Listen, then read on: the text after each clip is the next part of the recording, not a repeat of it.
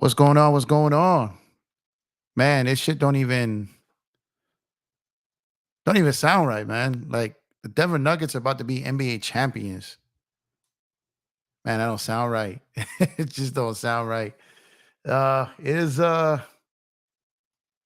tough to it's tough to say out loud, you know. It just doesn't seem real. I never thought, in all my years of watching basketball, I've never seen the Denver Nuggets win, let alone make the finals, win a championship. You know what I'm saying? So the fact that they're about to win an NBA championship, because they winning it, y'all. Like it's over. Like they're winning this. And I mean I felt that way after game three, but yeah, it's happening. And we gotta get comfortable with it. Search, what's up, my guy? What's up? What's up, Search? Appreciate the support, man. Lakers all day. What's up, my guy? Salute, salute. I'm gonna drop the link in a second. Um, man, I just Denver's just that team. It's their year. They're completely outclassing the Miami Heat. And let's be real, man. Like the Heat haven't been better than literally every team they beat except for maybe New York. And outside of that, they've just their will, their drive, their effort, Coach Spo's coaching. That's what that got them here. That got them here. And salute to them. I don't see this as a failure. No means. There's no clowning going on. But sometimes you just got to give support to Denver. I mean, sorry, you got to give props to Denver because they're doing their thing, man. They did their thing. They went in every round. They made light work of Minnesota. Phoenix was lucky to get 2 games from them. They swept my Lakers, so I really can't talk no trash on that. And they came in against a team that won a tough game 7 on the road in the Eastern Conference Finals and has been punking everybody over there. And they about to hit them with a gentleman's sweep. Yeah, they about to get that gentleman's sweep. So I'm gonna drop this link. If anyone wants to pull up. But man, I'm watching this game tonight and I'm just like Denver, even when they don't play perfect, they were just better. You know what I mean? Even when they weren't playing perfect. And when you see a team that's getting down like that, you see a team just putting in work like that. You see Mike Malone, the way he's coaching, his adjustments, and Michael Porter Jr. isn't playing great. I got to load up the stat sheet here. Let me see what everyone did tonight. But just with the eye test, this is the first game in a while I wasn't looking at any like in-game stats as far as like what was going on, literally at all. But just watching the game, wasn't really messing with the phone too much. But man, when I saw every time this game, like it felt like it might be close. Like, okay, there's a chance it's gonna be close. Like Miami was doing something to like mess it up. Like they would be down 6, and it's like, okay, they got a chance here. Like they're gonna make something happen. And then something like just wouldn't happen. They turn the ball over. It would be a forced shot. A 3-pointer that would hit front rim, offensive foul. The wrong play ran the rank, the wrong cut, the timing was off. Feels like everything that they did was like wasn't really like what it should have been. And it just like just wasn't meant to be. You know what I mean? Lakers all day. What's up, my guy? What's up, man? What's up, What you got on tonight's game? man? What I seen from the first quarter and what I told my mom is because you said my mom she likes, she like watching sports, and I told That's her, what's up. like saying she said. So I told her in the first quarter, I felt like the Miami Heat was kind of playing like with no excitement. Like no drive, no want to in the first quarter. And then after that, they tried to come back, whatever. And then after saying the coach put in Kyle Lowry with that spark. That spark did good, but and then after that, the Miami Heat tried to, get the refs on their side and to do all these crucial calls in the third and fourth quarter with these flopping fouls and these trying to like cheat the game, a little bit. But it didn't work for the Miami Heat. And I don't know where Jimmy was, but I don't even know what happened to Bam either, but I feel like the Heat need to go make a trade, man. Like they need to go get somebody else because they can't do it with just Jimmy. Because Jimmy look like he be getting tired in the fourth quarter. Like saying every time, you know what I'm saying, like the fourth quarter gets around, he just goes look down. You know what I'm saying? And Yeah, that's what I said. That's what I see. And I feel like they need to go. They need to go get Dame or trade some pieces to go get a star. You know? I mean, I think they're definitely going to try, right? I don't know what pieces they have to make that happen, but they're definitely going to try. So we got a Denver Nugget fan here says, "What up? He does nothing to be ashamed of. Lakers are one hell of a team going to ball or Monday. I think he meant Denver. Being the Joker is an animal. Jamar Murray good too. I think the Nuggets could be a dynasty. I mean, we talked about this in the last stream, right? We talked about how the league is going to have to adjust to them. Dynasty is tough to pull off. Every time we think a team is going to go on a 3, 4, 5 year run, something seems to happen. Dynasties are rare. So let's not throw that around like we do with the Superstar label. Dynasties are special. I'm not saying Denver doesn't have potential to be a dynasty, but dynasties are rare. They've got to finish the job here, and they've got to face an entire season being champions with the whole league coming at them. You know what I mean? So you can't just crown people dynasties yet. But I like the energy. I like the excitement.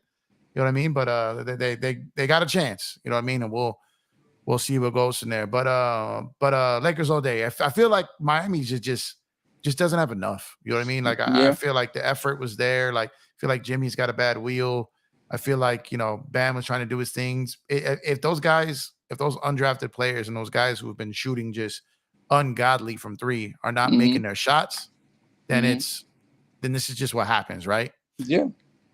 Die by the three. It's like, what I'm saying? Like if you die by the three, what I'm saying? Like you have good days, you have bad days. And that's what the Miami Heat low key kind of depended on. You know what I'm saying? They depended on Jimmy.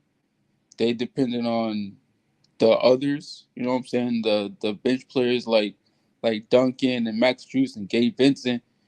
But you know what I'm saying? Like I feel like Coach kind of messed up. Like Eric Spoelstra messed up because you know what I'm saying? Like he should have for this series he should have had Kyle Lowry starting. You know what I'm saying? Because like I'm saying, like how you gonna have a championship point guard on the bench?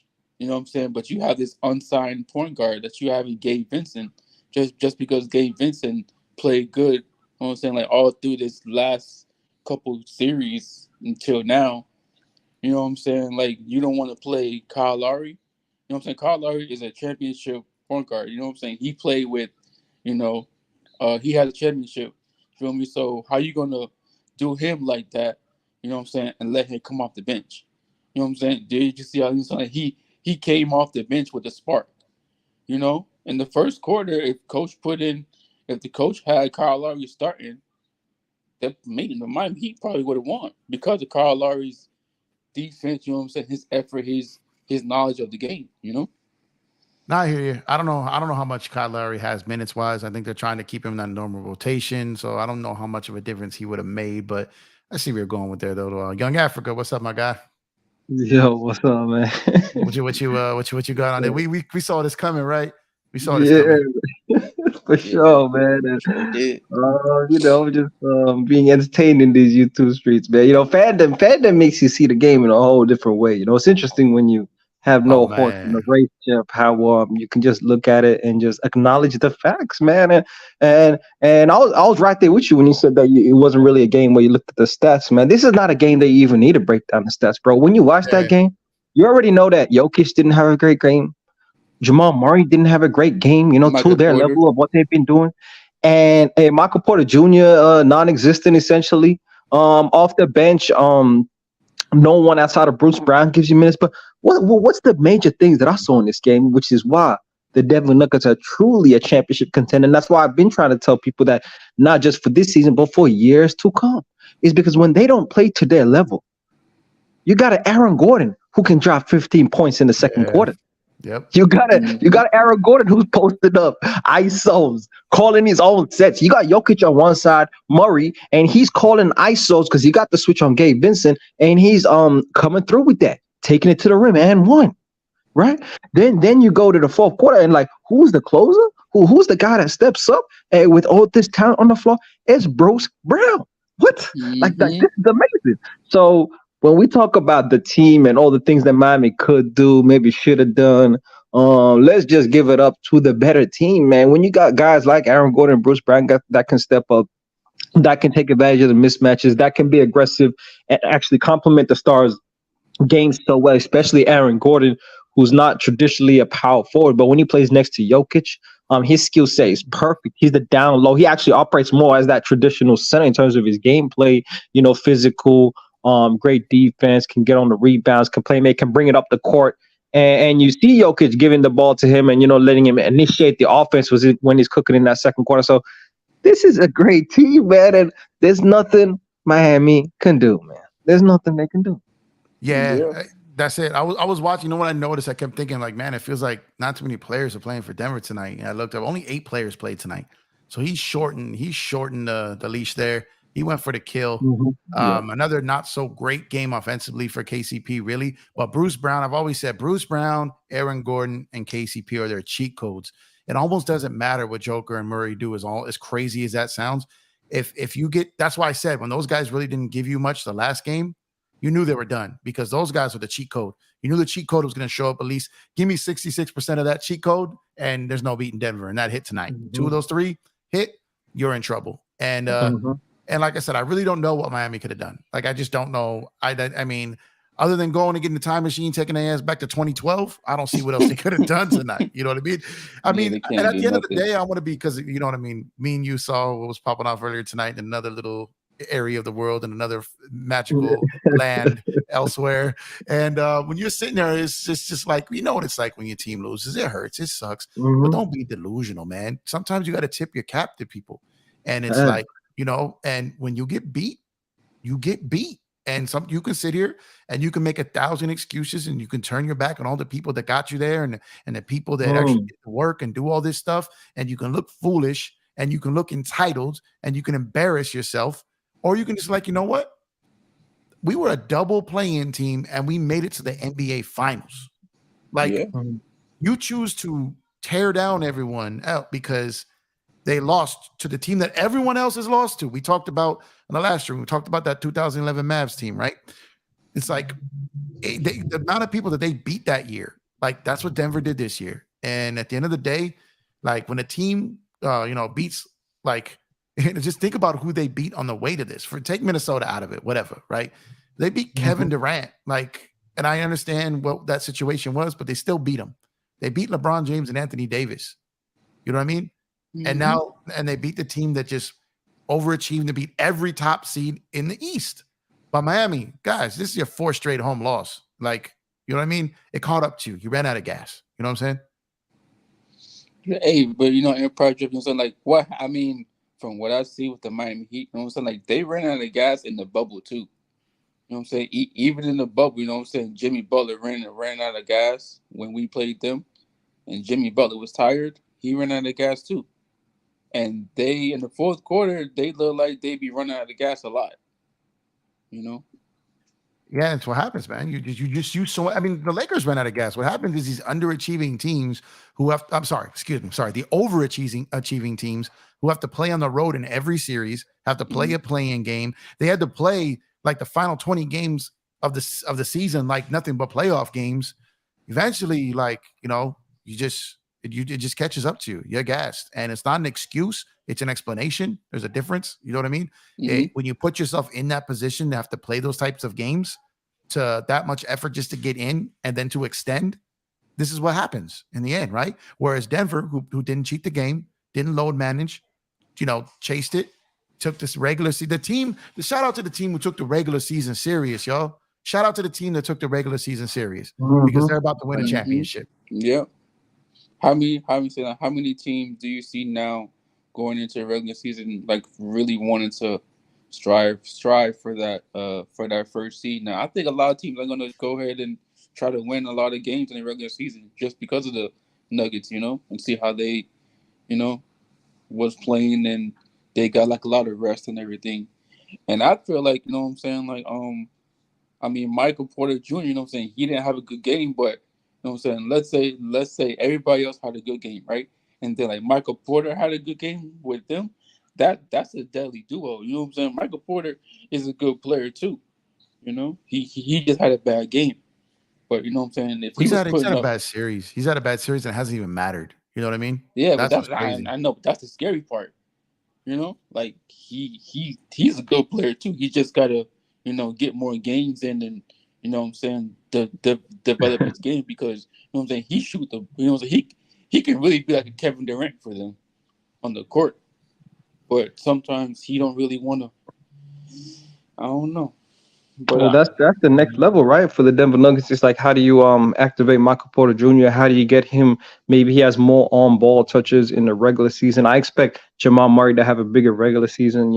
Assuming that they wrap this up in the finals and next season, maybe Jokic doesn't dominate too much on the ball. Maybe he leans back a little like he did later in the season, this season, and they improve in other areas. Man, Aaron Gordon for a guy that Orlando Magic was the number one option, tried to make him the franchise player who never really filled that role in terms of impact and winning to a high level, never really carried his team to the finals, steps into this squad, and I would say he's clear cut the third best player on the team as being consistently that guy on the team this season. And I would even say, at his best, Michael Porter Jr. is probably the third best player, but when you talk about the two-way impact, the rebounding, the ability to play make, the ability to go off the dribble in an ISO situation, Aaron Gordon's consistency as well, something that he can bring every single night is his defensive impact. When he's able to do that, bro, that's a team that, like we saw today, bro, quite simply, if your best players are not on, you got a lot of room for error. You got a lot of room for guys like Aaron Gordon, for guys like Michael Porter Jr. or Bruce Brown to step in and fill those roles. And they run a team offense in which no one's out of rhythm. No one's trying to do too much when they get those touches. No one's trying to take over in the wrong way. You know what I mean? When Aaron Gordon's calling for ISOs and on the mismatch, he knows exactly what he's meant to do, right? And when they're putting pressure on ball and trying to blitz Jamal Murray, he's going back door. Even KCP today had a lob to Aaron Gordon. Yeah, that was this is a great team, bro. This is crazy. Perfect pass too. He summed it up. He sat there. He rolled up. I saw it because that was not too far inside the half court line, right? He pulls up over on that right hash line. He's sitting there. He's holding the ball. Aaron makes that perfect cut. I don't think I've ever seen KCP throw a more perfect lob than that, and that was from far away. It was like right on line. And that's what I mean, Jeff. Like you don't see KCP's like role in past teams be a playmaking role, but they do the pick and roll, right?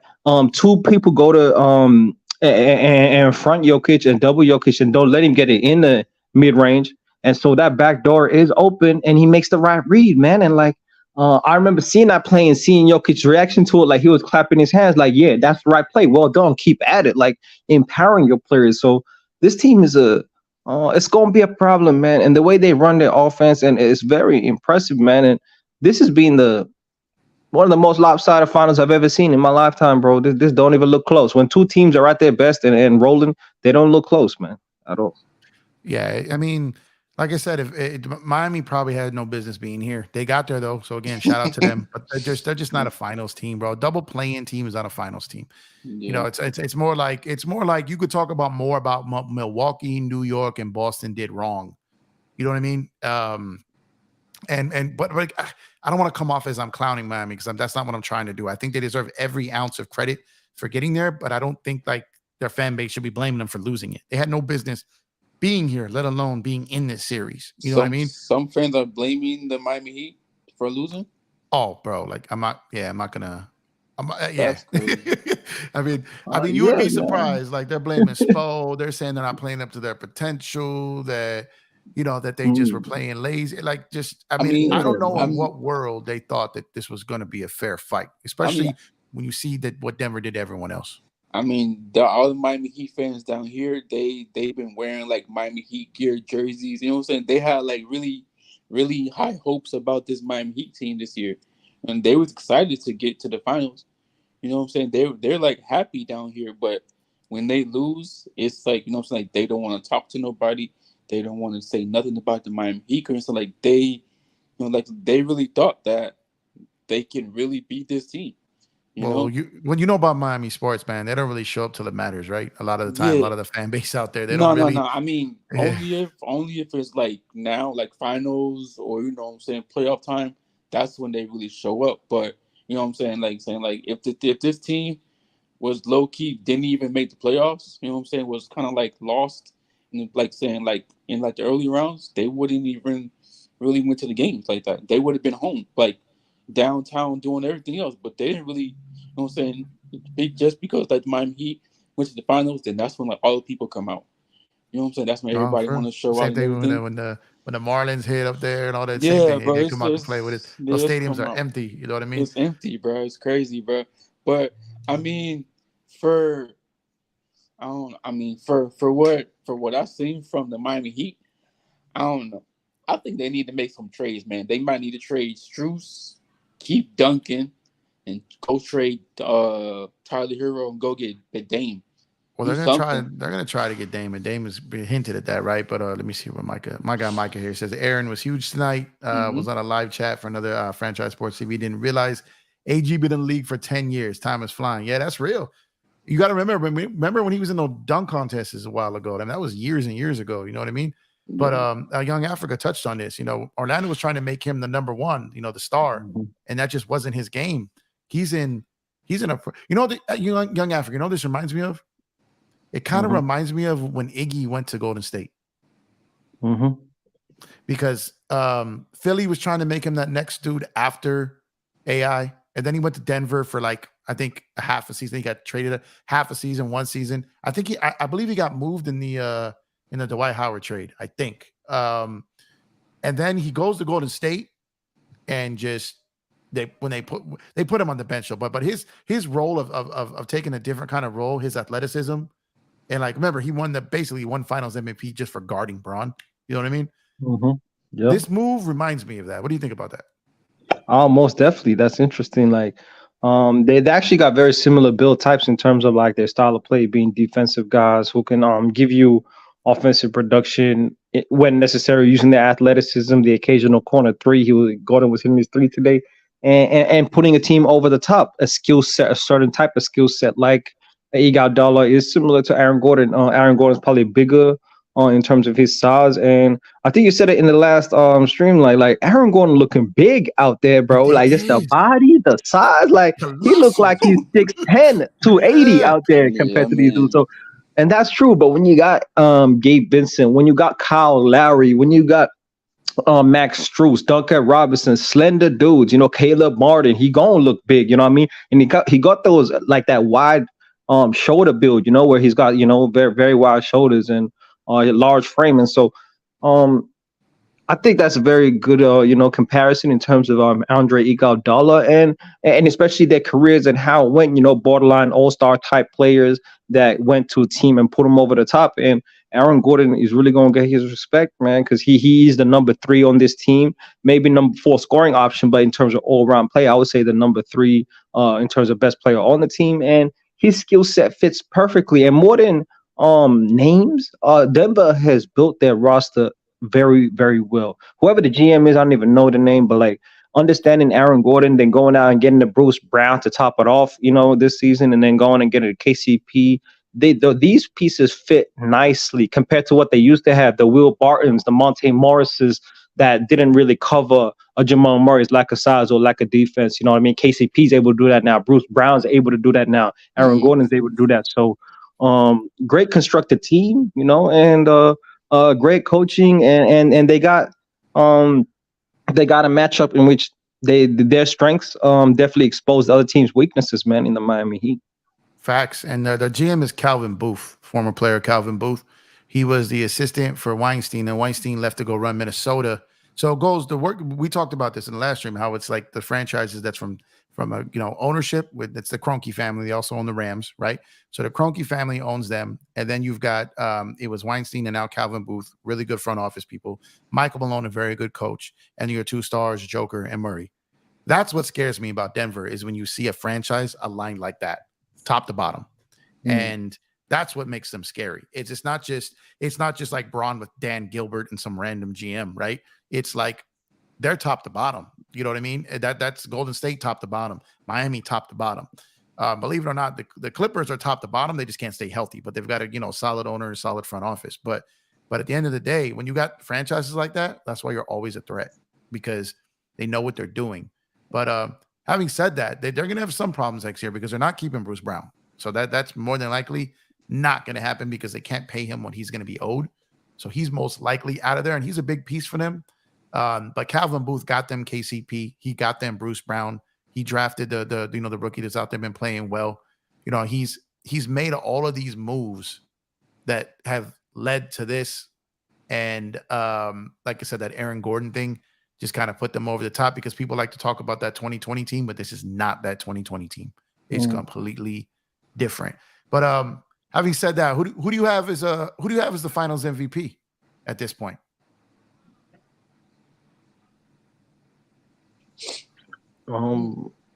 Personally, I got Nikola Jokic, man. That's clear cut. Gotcha. Okay.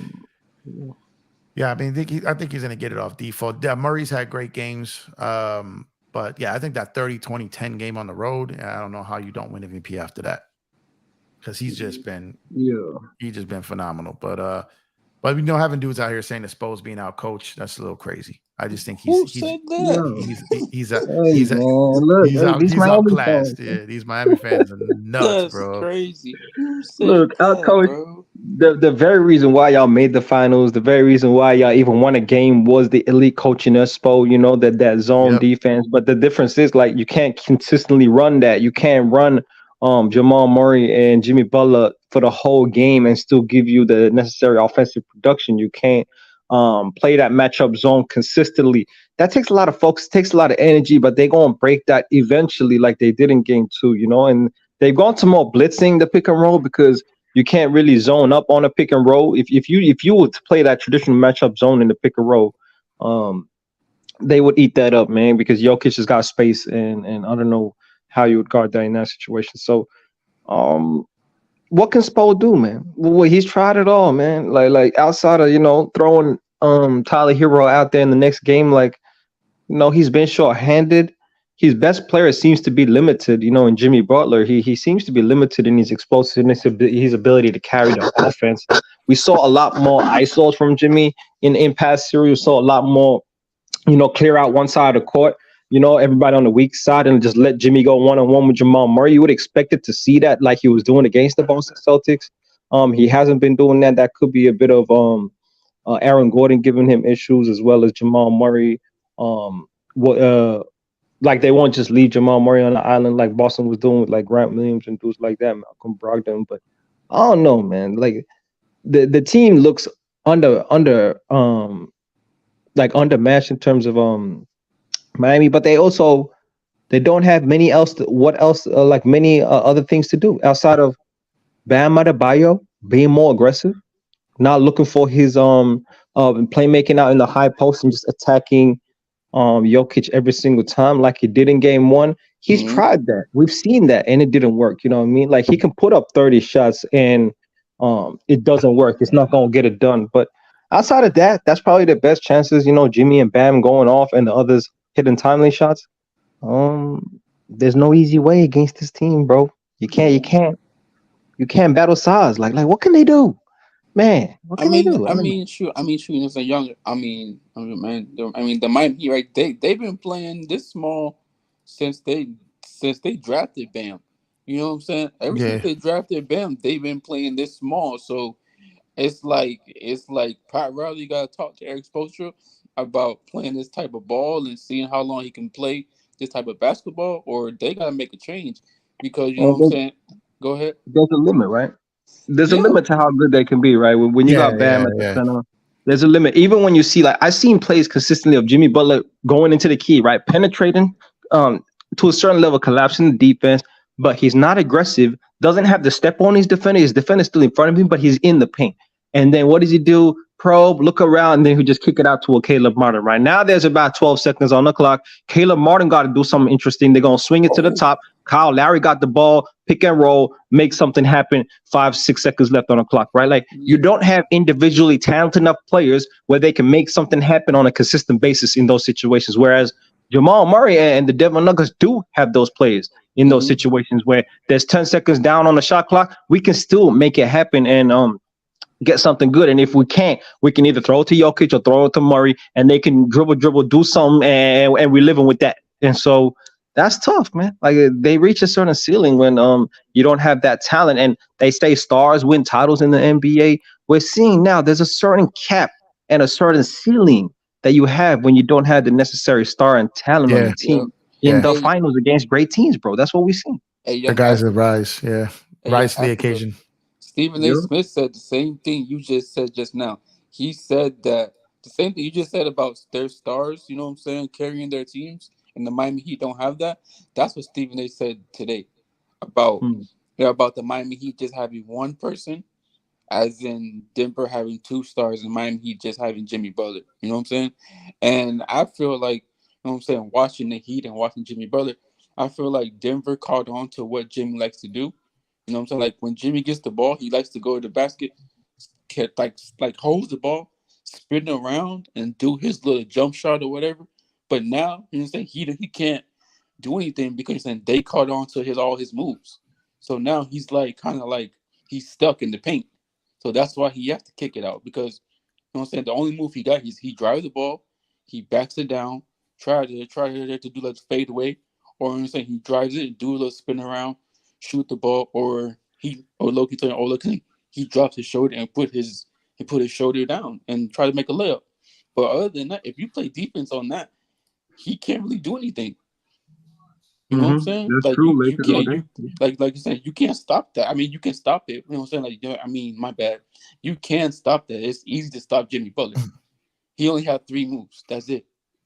It's like if you got the size like Aaron Gordon, right? You got the necessary foot speed. You can contest the shots at the rim. You're not gonna bite on the pump fakes. You got discipline. Strength, you can keep him in front of you. Exactly. The bump doesn't shake you.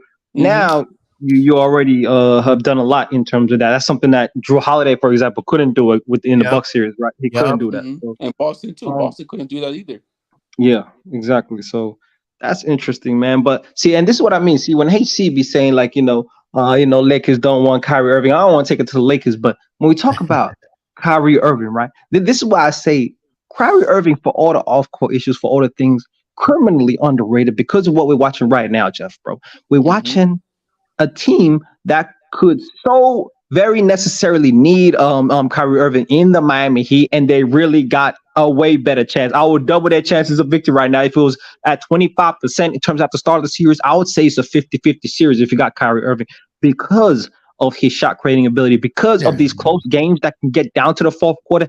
He can get you buckets, right? He can play make, and Jimmy Butler has a facilitating ball handler where now Jimmy's off ball. Now Jimmy can cut. Now Jimmy can attack way better and on the weak side of the defense, for example, where there's a lot more things happening. And Jimmy Butler, and then Bam Adebayo in the pick and roll with Kyrie Irving as a ball handler. That's not just dribble handoff or looking for Bam in a pocket pass, but it's actually testing the defense. What you gonna do?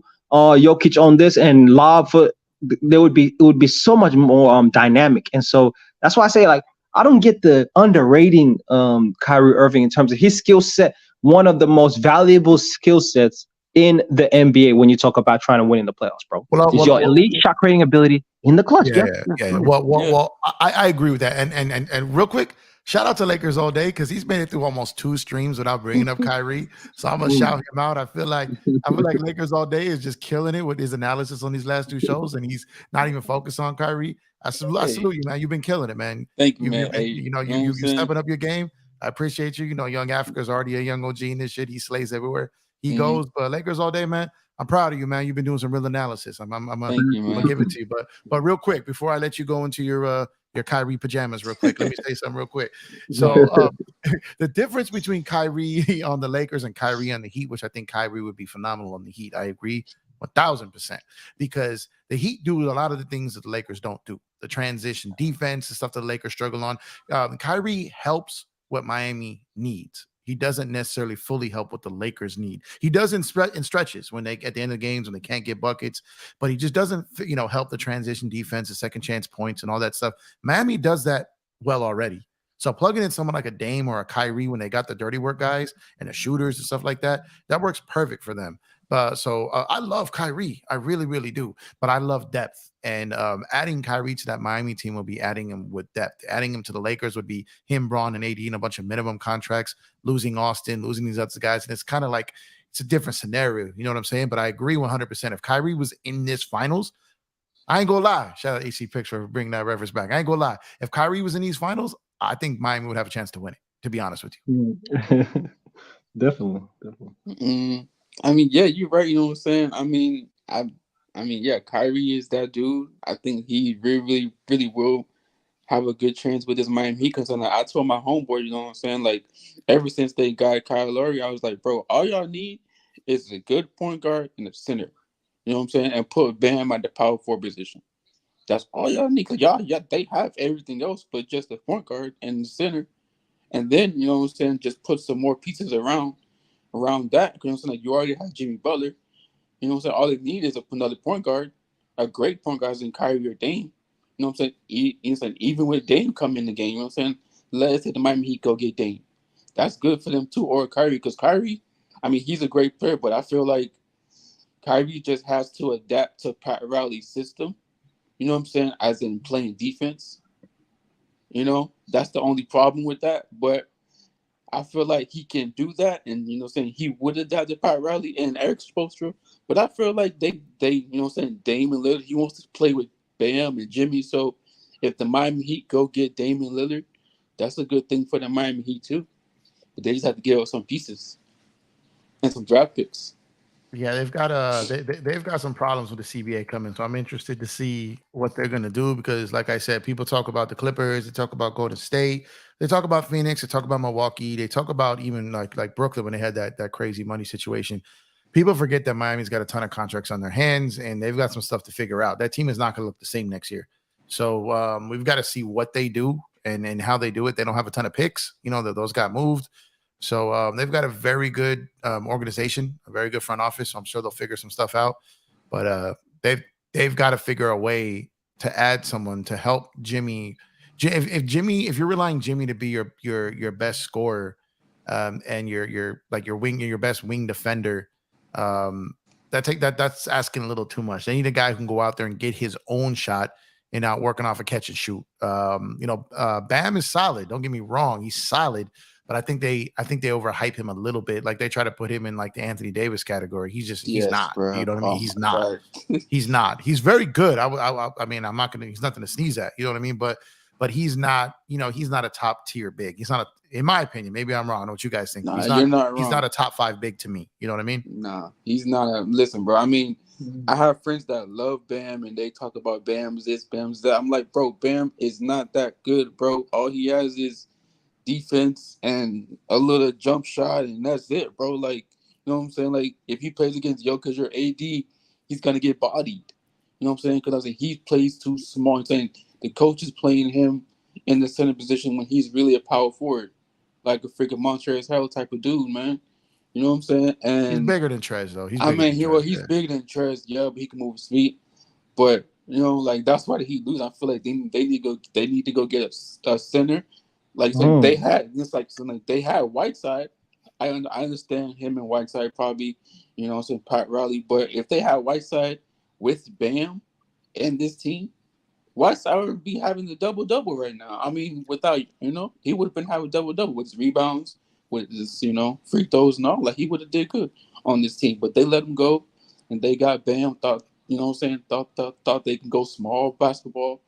But now they see that they have to go get a center too. Yeah, I'm surprised Whiteside didn't get any looks this year. Like, I mean, he can get you rebounds and blocks pretty much no problem. I think what the last team he was on was it Portland or was it the Kings? Yeah, I think it was the Kings and Portland. I think it was Portland first, then the Kings. Because I think the Kings probably. I just know he was on a team not this year but last year, and how this year old no is he one now, picked him up. How old is he?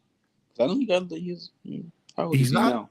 I think he's like, if I had to guess, he's like 33, 34. He's not like 37, 38, nothing like that. He's not up that high, but he can get you blocks and rebounds. You know, like, what happened to him? Like, why did he just vanish out of nowhere? What happened? Did he get hurt or something? Or? No, I really don't know. He just got he never got re-signed, like the Dwight treatment. You know what I mean? Like Well, he did. yeah. Off court issues, man. Not wanting to Right. buy in. He was kind of like a Andre Drummond. You know, he put up numbers on a team, but like how impactful were his numbers? So I don't know if how valuable he was in the NBA. Also, you know, he can't really guard out on the perimeter, but I really think it was more attitude. But let me ask you this, man, because I agree with a lot of what you say, Jeff. You know, I've been waiting to you know argue with you for a little bit. You say Bam Adebayo not a top 5 big in the NBA. Can you give me? Here we go. Can Here you we give go. me?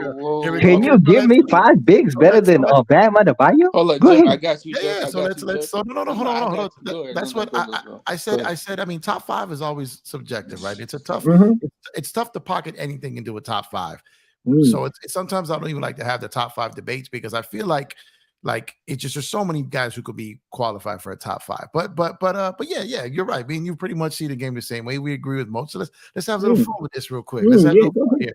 So let's go off topic. I'm going off the top of my head. I ain't thought about this too long, but let's say I'm gonna go Joker, obviously, of course, right? You got Embiid, you got AD. If you go and you've got maybe this year obviously took a step back, but you had Gobert, you had Cat. You had these dudes that teams are saying they'd start franchises with, right? Let's see. And at this point, yeah, maybe Bam would be ahead of at least 1 or 2 of those. But we talked about Gobert last night, right?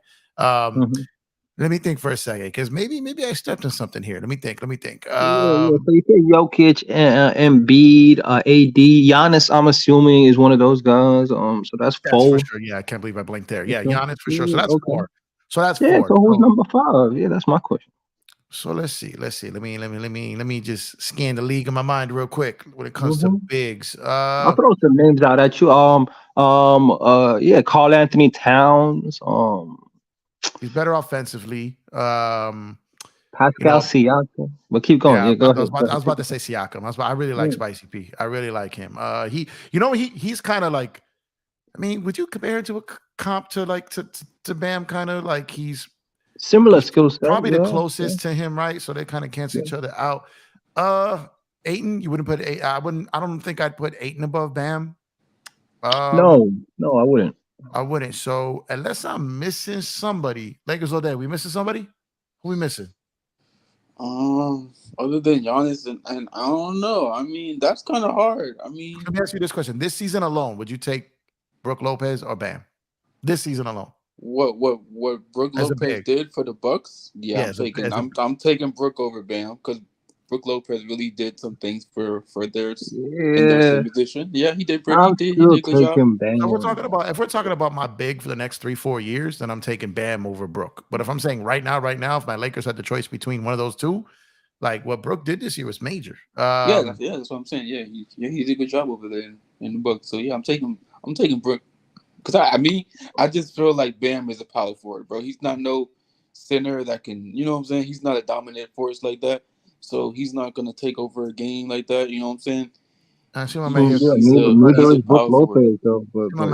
Randall, but I think I'd take Bam over Randall just because, Randall sometimes will shoot you out the game. I love mad for no reason. I love Juju. I do, but I think he's in the wrong role. Julius is your second best player. That's kind of disservice to him. He's got to be a third or fourth best player. That's too much. He's on that Aaron Gordon type. Yeah, it's too much work for him.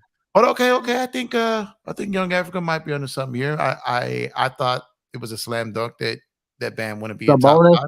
Would you have Sabonis over Bam Adebayo? That's because of his ability to. His playmaking. That is a good one. He's bigger than Bam. He's 6'11", 6'10", 6'11". Yeah, he's good. I don't know. He's okay. He's solid on defense. He ain't great. I guess my thing is what Bam is. I put Bam as a good big, not a great big. You know what I mean? So like when you start that list like with Joker, Embiid, AD, they're just like a different class above him. So how much of a fall off from 4, from 3 to 4? You know what I mean? So it's like we got to trail off at the end of that list there. So is Bam closer to AD and Joker and Embiid, or is he closer to like 6, 7, 8? You know what I mean? Siakam and Sabonis and those guys. Yeah, I agree. Karl Anthony Towns. I think he's a level below those guys, especially because of his offensive limitations. But him being so versatile on defense. He's got a unique type of skill set that's probably the closest to Anthony Davis in the NBA. Maybe Evan Mobley's going to grow into that role and become a I think he versatile could, defender like that. Yeah. But even Pascal Siakam can't really protect the paint as well as Bam Adebayo, right? But he's a better offensive player. I would say Siakam is. So it's interesting, man. But I agree. The top four are solidified, and then there's a level below, and then 4 to 8 are in the same range, right? Where we talk about the Evan Mobleys, the Karl Anthony Towns, the Bam Adebayos, the Sabonises, even Zion, if you want to throw him in there, guys like that. Yeah, because once you get to the top 5, it gets so difficult because you're boxing a bunch of guys. That 5th guy, like you said, could be almost as good as the 10th. Mhm. And it's just that 1, 2, 3 is usually okay. I can paint that in. As you start getting the back end, even when you go down to top 5 all time or top 5 positions, stuff like this, it's almost impossible to have a top 5 because there's so many greats. When that 5 is he much better than 10? You know what I mean? Mhm. Like it's a really tough conversation to have, and dudes will take that conversation to tear another dude down. You know what I mean? Yeah. As opposed to like big, like I hate that conversation of like Young Africa. I never wanted to be that Kobe fan that bashed Bron because I was that Kobe fan that had to listen to nothing but hate from Jordan fans. You know what I mean? And I think Bron has it worse because he's getting it from both, from Jordan and Kobe fans. And you got Kobe fans that weren't even Kobe fans when he was playing. I got dudes that I would get into like borderline brawls with defending Kobe. And now all of a sudden, Kobe's their favorite player, and they want to use him to discredit Bron. Like, bro, I was there. I heard you bashing Kobe. Wasn't Kobe being called a ball hog, Jeff? A guy that doesn't, impact his team in the right way. A cancer, a guy who just jacks a lot of shots, like that. Ran Shaq out of town. Yeah, The Colorado stuff. No one wants to play with him. Ball hog. He quit against Phoenix. Like anything they wanted to say about Kobe. These dudes that we're saying it now are the same dudes that are bigging up Kobe. Exactly. Just to tear down LeBron. When Kobe himself said, "My man, pay it forward." You know what I mean? Kobe wanted Bron to be a Laker. He saluted him being a Laker. He showed up courtside to watch him with his daughter to play as a Laker. Kobe messed with LeBron as a Laker, man. Y'all need to too. Oh, no doubt. And I think he's done his job at the Lakers in terms of bringing the title. But when we talk, when I asked about Bam as well, it was more about where does Bam truly, where is his position in the NBA truly, as a big? And I agree that he's more of a power forward than a center. But with his skill set and his ability to protect the paint, you need a certain type of center. It'd be interesting. Porzingis is a free agent this season. Yeah. If they could make moves and get Porzingis to the Miami Heat, I think that's a nice center next to Bam who can rim protect but also space the floor and more of a threat than a Kevin Love type of guy that can still be big enough to step into Jokic if they do get back to the finals, and step to these guys. It's interesting. Well, what do you think about that? I love it, but I don't think Porzingis is a free agent. I think he's got an option. I don't see him opting out. He would be, I was talking to, I was on another panel and we were talking about how Porzingis could fit with the Lakers. Like, as a big to play alongside AD because he can stretch, he can block shots, he can rebound. His problem is health, though, right? And if your two best bigs are consistent health issues, but Porzingis, man, I think he's still got game in him, man. And so Africa, if you look at it, right, and Washington's about to clear the deck, right? Like I think the writing's on the wall there. They got the new GM there. This dude knows what he's doing. I think he's going to clean that deck and go into this new CBA with a clean palette. Okay. Clean canvas. Okay. Bradley Beal's probably out of there. Porzingis probably out of there. I think they might resign Kuz just to, have a player to, they got to spend some money. Right. But if you're the Lakers, you could get Porzingis for like a combination of like, Beasley and, what's up? Damn. Why am I losing his name right now? The big we traded for. Bamba. I can't believe I lost his name right there. Yeah. So him, Bamba, and Harrison collectively make about 28 mil outgoing money, right? So and right now you can trade within 125%. Next, as it gets into the season of next summer, it's 110%. So let's say if the Lakers consider Beasley wet the bed, he got benched. Harrison was only really signed with a second-year option just to add $2 million in an outgoing trade. It was a sneaky, smart move, Pelinka. I see you. And they did not trade for Bamba to play him. They didn't do that. I never believed they traded for Bamba to play him. They traded for Bamba because he had a salary that would be able to be moved to be in addition to a bigger contract.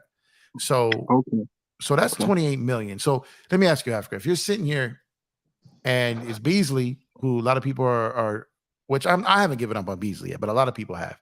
Beasley, Bamba, and Harrison for Porzingis. Would you do that deal? If I'm Washington? If you're the Lakers. Oh, if I'm the Lakers, most definitely doing that deal. Most definitely. Okay. I actually like Porzingis' skill set, right? I'm one of the people that actually maybe overrate him a little, some people say, but I actually think that he's underrated in terms of at his best, what he's able to do, being a floor spacing guy who struggles at certain times with big physical centers, but who's able to still put up great stats, be a borderline all-star player, and still give you solid rebounding numbers, block numbers. Like he's averaging over 2 blocks a game. So he can do certain things. So I think that that stretch 5 at that position, 7'2", 7'3", whatever he is, it is valuable, especially in the Western Conference. Like we said, just some size on him. But I doubt, Jeff, that Washington want to take back pieces like that. Shaquille Harrison, Beasley, and he's Bamba. not guaranteed. You know what I mean? So I'm saying like partial of Bamba is guaranteed. They can trade it. Not they can't trade him and just wave him outright. Like they have to pay him something. But if the Lakers don't pick, player option. If the Lakers don't pick, Mm-hmm. and Beasley's movable again, you could move Beasley on somewhere else. Like around, shooting is still going to be at a premium. If he goes there and finds his stroke again, they can move him at the trade deadline, then get something for him. So I think it's a possibility. Like I think it's a move that's under the radar. So check this out. Imagine Porzingis guarding Joker with AD running free safety. Mm-hmm. Yeah, all you gotta say is stand your ground, man, contest a shot, and AD's gonna come with the help. And that's a way better coverage, and then we won't get hurt on the rebounds too. Jokic being able to just go over certain guys, but now we got 2 7-footers essentially. So I like that, and I like the stretch 5 next to AD so that he can still work in his spaces, right? And the pick and pop with LeBron or whoever our point guard is, with Porzingis will be looking nice too. That'll add layers to our offense, right? And I don't think we lose on defense, especially with maybe Vanderbilt going out of the starting lineup and moving Porzingis in there. But I don't know. If I'm Porzingis, I'm not going into my last year of my contract, bro. Having ACL issues in the past, tearing my ACL, I'm not going into my last contract. I'm looking for an extension, right?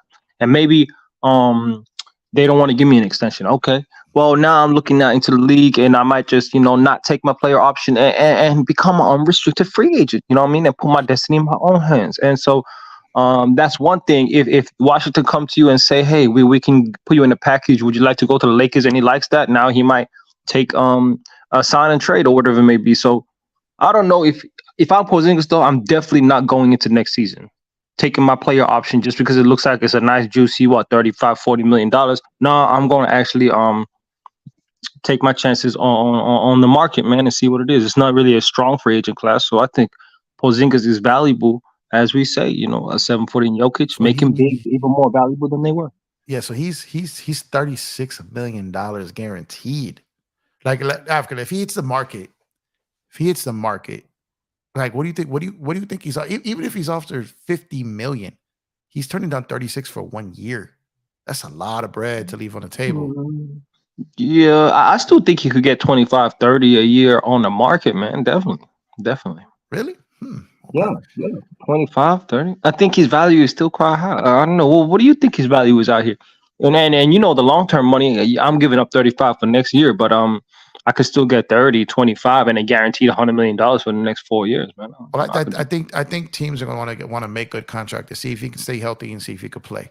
I think there's plenty of teams who believe in his potential, but I think there are teams that are worried about him staying on the floor, and seeing if he's worth. He hasn't lived up to his contract, really. You know what I mean? He had a solid year last year. He didn't miss a ton of games. His averages. Let me bring this up real quick. So let's see. What did he do last year? Because I remember him playing pretty solid. Let's see. So he was 23 points a game. The most important part is he played 65 games, which is more than Braun and AD. Okay. And he averaged 8 rebounds, 2 assists, and check this, alongside AD, 1.5 blocks. While shooting 38.5% from 3, shooting about a 57% effective field goal percentage. So he had a good year. So maybe Mhm. maybe you're onto something there. Hey, Um, I'm testing the waters, man. I'm testing the waters with those people. maybe you're onto something, but I just don't know. I just it all, and we're gonna talk about this almost every night, and that's gonna be like the CBA with the CBA hanging over people's heads. I don't know who are gonna look to give players big money who they're not 100% sold on until things Mm, start to mhm, level out. So, but I think if the Lakers can get a guy like Porzingis, I think they should try. But like you said, I think the Lakers would be more motivated to make that deal than Washington, and it may cost the Lakers a pick that they may not be necessarily excited to give up.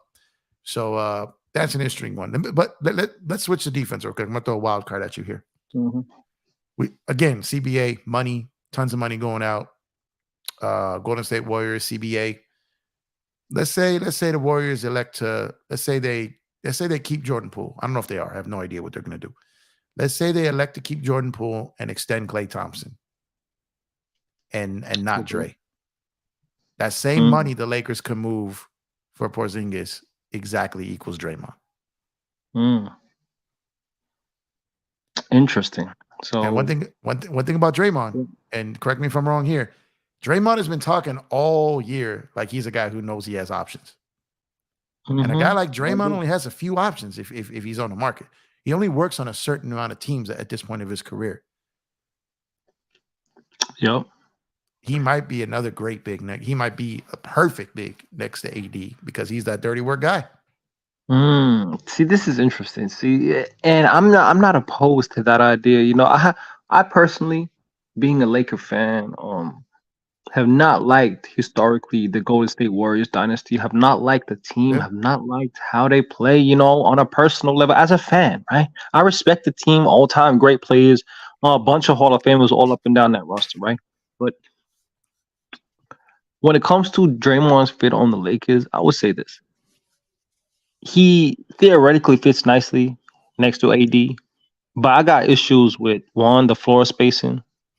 I know defensively that would be an amazing front line that we would have, but one is the floor spacing. Two, Draymond playing the four next to AD, who's playing the five. We still have um the issue of AD at the five theoretically, even though Draymond can bang with certain centers in the NBA, certain guys he won't be able to. But let's say Draymond takes the load, takes the punishment in the regular season for AD. Let's assume the best case scenario, right? The floor spacing is one, their playmaking ability, and now taking the ball out of the hands of whoever your point guard is and giving it to an initiating offense with Draymond at the point guard position at the top of the key. And one of the things I've always thought as to why he does that on the Golden State Warriors is because of his weaknesses more than his strengths, right? His strength, Yeah. a lot of players' strengths are based around their weaknesses, right? That's why you're good at shooting and not great at driving. Starting you grow up and you can actually build a skill set. Facts. The to maximize Draymond on that team with great shooters is to have it in a ball handling position, or they're just going to sag off, and a lot of things are going to get stopped easily off ball, right? And so I've seen that and him developing that and being that kind of guy who's been always able to pass.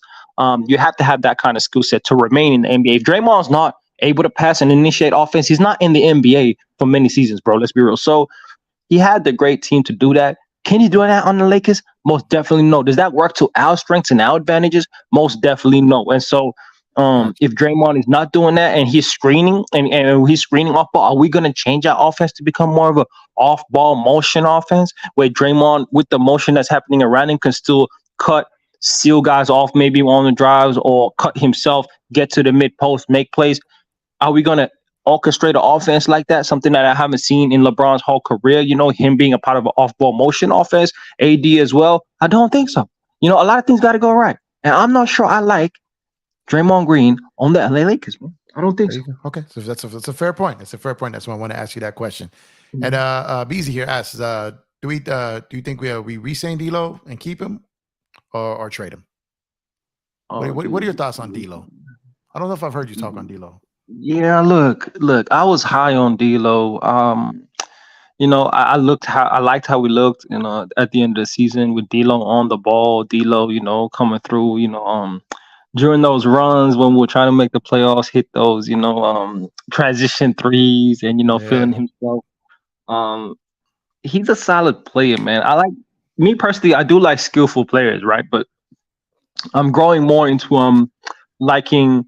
I like skillful players, but I'm also being reminded why I like Kobe so much. The aspect Yeah. of the internal fortitude, the strength, right, the mentality, and the ability to rise up in the bigger moments.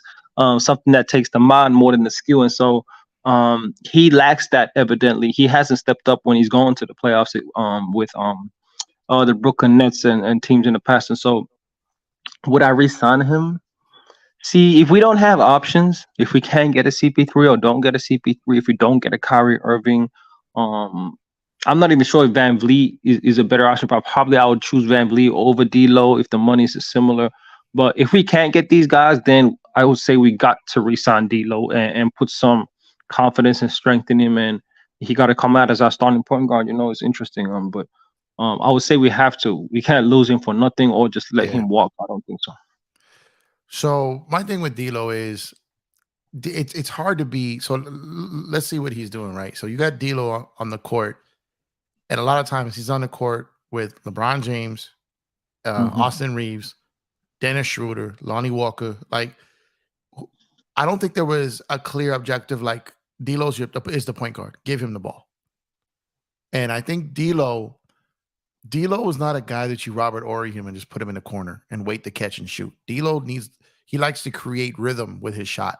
He can catch and shoot it, don't get me wrong, but he does need the ball. And that's why sometimes I wonder if it's going to get to a point like skill level, he is a starting point guard in this league. But sometimes it may be better for him to be that Jordan Clarkson, roll off the bench and just come in, give him the ball, let him run his unit, let him get his buckets, and then maybe he can finish a game. Kind of like a Lou Williams role, even because the guy can get going and get hot. He can be an instant offense guy. But like when LeBron's out of there, like when Reeves goes out, like what do you think about maybe even if you pay him big money, do you think he'd be a good guy off the bench, or is he just like starter and that's it? I'm not opposed to him coming off the bench. I actually think what you just said about his skill set and being able to dominate the ball and be that guy that can orchestrate the offense as he feels is probably to his skill set. But can you pay a guy like that $20-25 million? No, you cannot. So if you have that role in mind, then you got to pay him, accordingly, which would be $15 million at the maximum for a guy like that. Me personally. So that's interesting. His skill set, I think, is valuable in the NBA. There's certain things that he should get better, like his defense.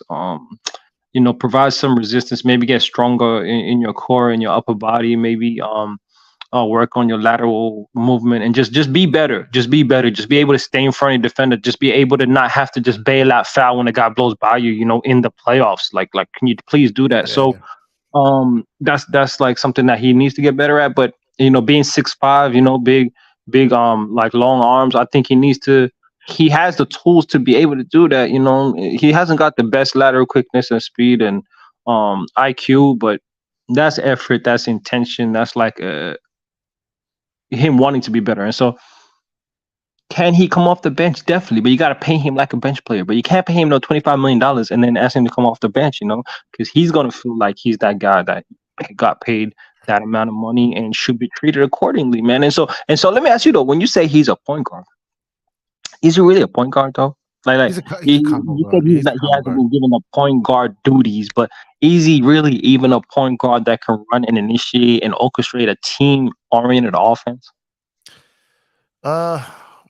Well, I think that's what people hope for him to be, but I think you might be onto something. But maybe he's not. He's more of a combo guard. He might be kind of that James Harden. Are you a point guard? Are you a shooting guard? What do you want to be? Like you can get 15 assists. Well, no, he's not the James Harden level. Let me clarify that because James Harden was averaged 14 assists. But as far as trying to figure out, are you a point guard? Are you a shooting guard? Like I think D'Lo's in that kind of conundrum there, right? I think he's a combo guard, but at the end of the day, I think he's better with the ball in his hands than he is at like pin downs or catch and shoots. So my thing with him, to transition back a little bit, him coming off the bench, is I don't think D'Lo's going to get 20 to 25 because you can't shoot 22% for the playoffs of Minnesota and then shoot probably worse for the Lakers and then get 25 mil a year. You know what I mean? I don't think he's going to get that. I think the Lakers might be okay with overpaying him if he does a 2-year as opposed to like a 4 or 5 year. They probably give him more in a 2-year span. But if he wants 3, 4 year, whatever it is deal, I could see 18. You know what I mean? I really could. I could see 18 being a reasonable number for him because I said the skill set is there, his age. He's proven to be able to get buckets when he's used kind of correctly. And if he's 18, then then you can kind of justify him sometimes coming off the bench. But yeah, 20 to 25, yeah, it's bringing him off the bench. That's a problem. But as far as is he a point guard? No, I don't think he's just like a bona fide point guard. I think he can play point guard, and I think he can play shooting guard. But I don't know exactly which one. I don't know exactly which one off top is his go-to position. What do you think?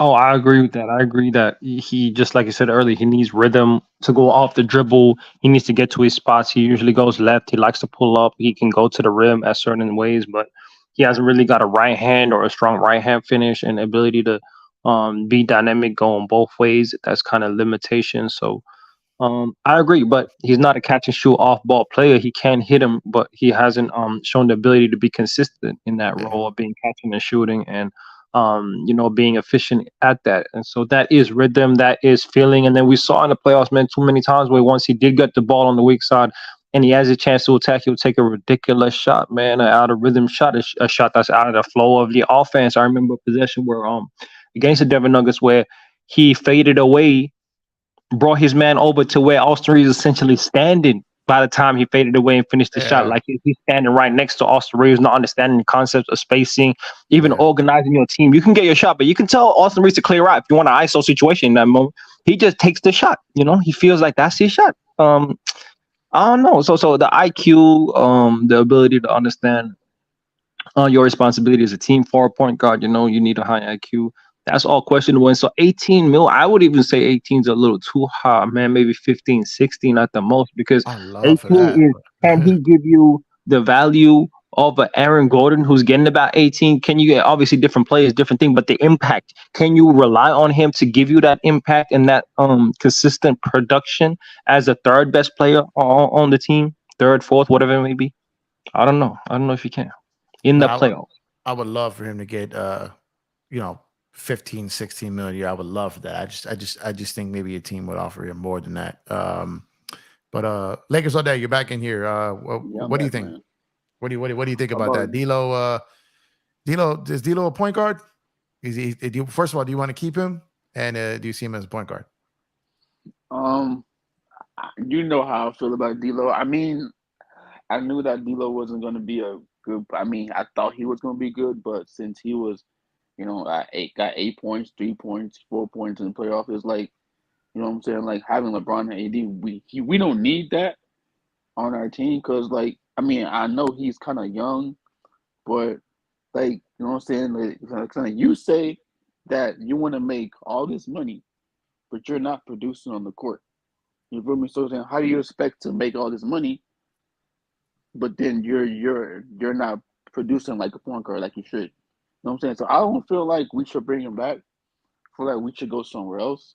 But you know what I'm saying? Like if we do bring him back, and let's say we don't get Kyrie, Dame, whoever the Lakers are trying to get, and we don't get him, we'll bring him back, and we have to deal with that. But I feel like maybe like 15 is good, 15 around there, because he's not worth $20 million. No, but it's not. I mean, I think he can. I think he's a. I mean, when he was on the Warriors with Steph Curry, he was playing good at the 2 position. When he was at the 2, when Klay Thompson was out, he was playing good. He was playing good when he was at the shooting guard position. But I mean, he's a 1 and 2. But for me, I mean, bro, like on defense, dog, it's like he moves like a snail. So like he doesn't really move that quick on defense, and on offense, he's cool and all, but it's like the way he moves, trying to like get to the basket, it's like so slow. You know what I'm saying? So like, it's like you can react to him so quickly. Yeah, that's my problem. Like I think with D'Lo, he's a little too casual out there. I would like him to take things a little bit more serious. Especially if you're going to pay him that much money. he's just a little too cool, calm, and collected out there, which is cool if you're playing that way under pressure. But that's cool if you're cool, calm, and collected on offense. But on defense, you got to have some grit, right, Africa? No facts. Can you elevate your intensity even on offense? We know you like to do the slow-mo dribble, take your time on a pick and roll. You essentially walking off the pick, just analyzing the defense. But do you have a change of speed? Do you have the ability to run it out in transition? Do you have the ability to finish with conviction at the rim when you need to? These are certain things. Because what we're watching, right, I want to ask you, Jeff, like what we're watching in the playoffs is interesting, man. And this is maybe an evolution of the game, but also like historically what I think has always been important anyway, and that's high IQ players, bro. These are two teams in Miami Heat and Denver Nuggets who are high IQ teams who execute, don't turn the ball over a lot, able to rebound, and Nuggets. I feel like so these aspects are important. A lot of attributes that I would say no shade, but that D'Angelo Russell has not exhibited at a consistent high level, right? So yeah. So when we talk about like the Denver Nuggets, what I think they've done to shortcut the process a little is interesting when they have retooled their roster with the Aaron Gordons, with the KCPs. They're not a great team defense. They don't have a dominant big to command the paint. But one thing they do have is a dominant big that is great at rebounding. It's like if you're a high IQ team that can rebound the ball at a high level, that takes good shots and doesn't turn the ball over, like I was saying, but takes good shots on offense, executes on the offensive end, doesn't turn the ball over in terms of at the half court or in transition, and gives you transition points. If they don't do that, you cut off a lot of you help your defense in many ways, right? When you're able to do that and be a high IQ team that is able to rebound. They got size too, which I think shortcuts the individual great defenders or post defender that you need, right, to meet you at in terms of help side defense. They don't have any elite shot blocker on the roster, and yet Miami's still finding it tough to get to the rim. This is a very interesting team. And all I'm saying is in terms of this type of blueprint, IQ, I think, and size is like how they've done it, and that's something that I don't know our team has enough of, is that IQ and size in terms of all positions. No, I often call the Lakers the dumbest team in basketball for most of the season. Like the IQ, no, they got better after the trade for sure. But it kind of came back to bite us at the end of the year too. But you're right. But I think it comes down to the franchise. I think if a particular franchise there are certain ones who look for those type of players. There was something like that they said about the Spurs, that there was like literally a mural on the wall when they would bring in draft prospects, and it would say, we only draft people who have gotten over themselves. Like they're looking for a certain type. Like people talk about the Heat culture and the Heat way, but the Spurs kind of started that. You know what I mean? So it's like you got teams that are specifically looking for that. And to be honest, I think that's kind of why the Lakers like some of those like undrafted later pick guys who go a little deeper in the draft. Like a lot of those guys who aren't one and done, teams are looking at like, what's wrong with you? Like, why did you play 3 years in college? What is wrong with you? Whereas reality, that dude could be a damn near NBA vet when you get him as a rookie. You know what I mean? Because he's going to be 3 years older. Now, granted, he hasn't played in the NBA yet, but he's more of a man. You know what I mean? At this point in his life. And he may be a little bit more mature. And his body is definitely more mature, right?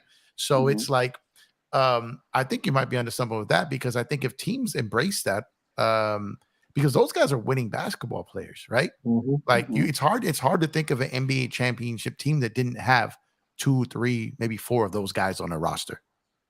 Yeah, you're right. I mean, Kyle Kuzma, wasn't he like a 3-year? Didn't spend 3 years in Utah, right?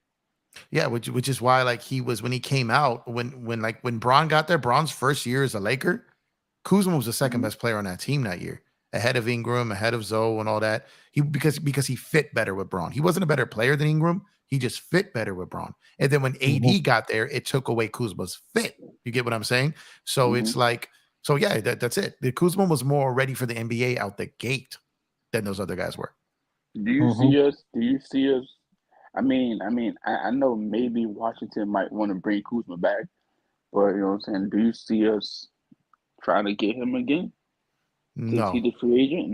No. Well, just because the money he's going to get. So the reason I say no is the second the Washington had one decision to make this season. Was it Rui or was it Kuzma? They chose Kuzma and we got Rui. We were getting one of them. whichever one Lakers have a great relationship with Washington. They work with each other constantly in trades. So it was whoever the Washington was going to be the odd man out of those two, the Lakers were getting. And everyone thought it was Kuzma, including myself. Like I thought there was a good chance we were going to get Kuzma back. And then all of a sudden, as the Lakers do, under the radar, bam, here comes Rui. And that's why we're not getting Kuzma. Is that because Kuzma had a good season with the Washington Wizards? Like let's say Rui had a better season.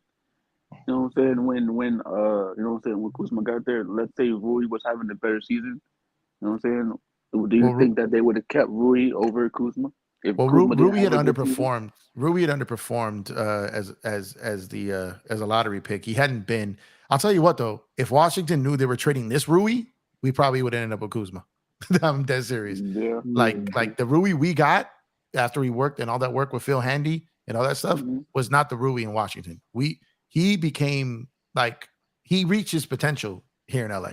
That he was not. We saw it in glimpses. I don't know if you guys watched a lot of Wizard games, but he has some sometimes. But he showed, but he was getting hurt. You know, he had injuries and he was in and out of the lineup. And then they brought in Kuzma, and Kuzma kind of took his spot. And then Kuzma got hurt, and Rui got a little run. And then again, they had to decide like which one are we keeping because Rui was going to be a free agent, and Kuzma is going to be a free agent, and you could risk losing both of them.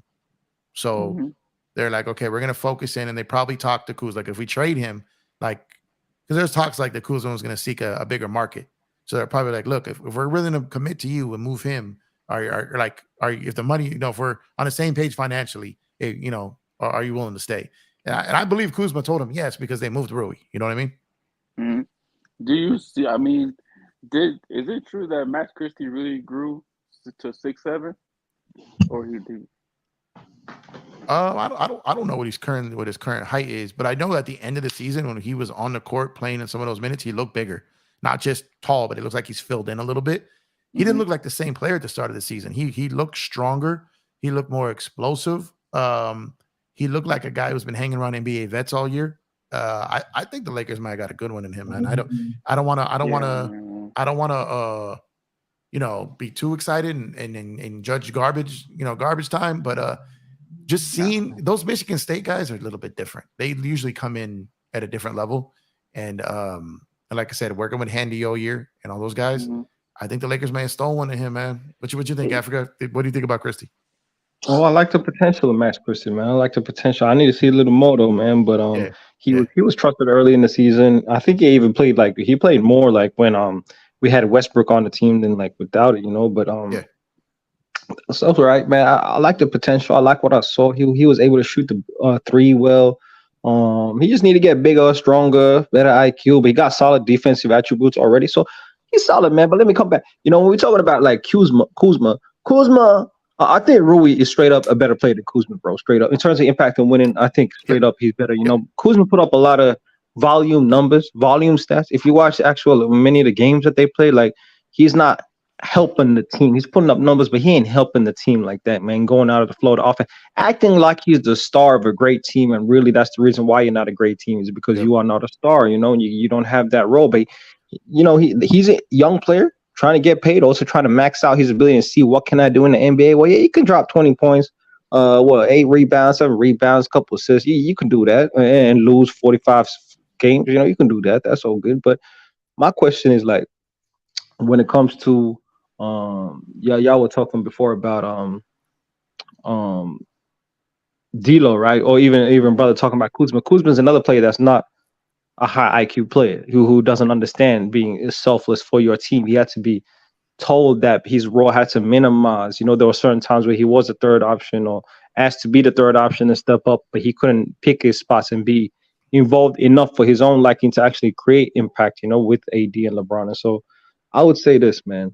When we talk about the Lakers, the star hunting of the past, I think we should stop doing that and just look for the names and actually, as you said, Jeff, look for the attributes that you need to build a team around. I think AD needs a big bruising center next to him, a guy who can bang down low, who's actually can protect him to a certain level from the grind of a regular season.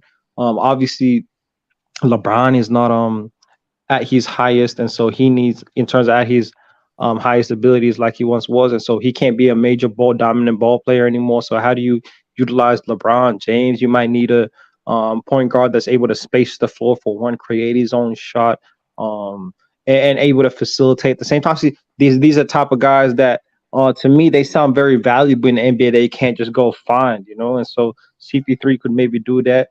Who is I that don't center know that about could that do one, that? young guy Brooke Ruger. Lopez. I don't know. I'm kind of high on CP3, man. I would like him on the team. I think he could help. I think he could help, man. And if we can't get Kyrie, we should go and try and get CP3. Give him that full taxpayer, 12 million or whatever it may be, and get him, bro. I think that would be valuable Well, resources. I'll take I him don't know over about that one, D'Lo bro. as the starting well, yeah, point no. guard Okay, for so the LA Lakers. here we go. I'll Here we take go. Here him we go. over D'Lo. Here we go. So this is a good topic because I want to speak on one thing real quick. First of all, I don't think they're going to need the 12 million to get him because he's Okay. making 15 million from Phoenix even if he gets waived. Okay. Okay. So it's not like he's walking out and just making a veteran million at 3 million, whatever it is. So he's walking out of Phoenix with $15 million, even if he's stretched. Okay. So he's getting 15 out top. My thing is this: if Chris Paul is let's think about it. If Chris Paul is our fourth or fifth best player counted on in that role, I'm okay with it. But if we're bringing in Chris Paul, expecting him to be our third best player or giving him that role, then I'm not okay with it. From the standpoint of is his age and his health come playoff time. He made it through most of the regular season, but he just can't hold up come playoff time. I will say that I think that CP is probably a greater fit and a greater addition for AD than he is for LeBron. Now he'll handle the ball, which is going to be a great asset to LeBron. But what I'm saying is another guy who can get AD shots and get on AD, I think is valuable. But I don't think they have to. I wouldn't be with it for I'm with you on almost all of that, Africa, except for the 12 million part, because I think they can get a much better player long term for that 12 million. And then because CP is making 15, I think that they could get away with paying him less if he's waived, if he's outright waived and not traded somewhere. So I think if he is waived, I find it really hard to believe he ends up anywhere else than with the Lakers. People say the Clippers, but I don't think the Clippers are going to punt Russ to get CP3. I think if the money is equal, if they have a choice of paying either one of those the same money, I think they pay Russ because they already seen what that looks like. And they kind of, I think they're going to want to try to give that a full run. But if Russ decides to go somewhere else for more money, which I don't know if he's going to do that or not, then I can see maybe CP makes sense there. But all things considered, I think if he gets released, I think it's the Lakers, and I don't think it's for a ton of money. And I think that's the best. I think that's the best solution for the Lakers if they go that route. It's getting him at low risk, high reward. But if you pay him that 12 mil, then those expectations come with that, and we really need that 12 mil to help us fill in another like legitimate like younger player, hopefully maybe even a wing. I'm not opposed to that. I think that CP's influence on the team, maybe he gets AD more locked in. He holds him more accountable. His leadership in terms of what he expects of him is shown. He would help Austin Reeves a lot too in terms of his development as a playmaker and guard in the NBA.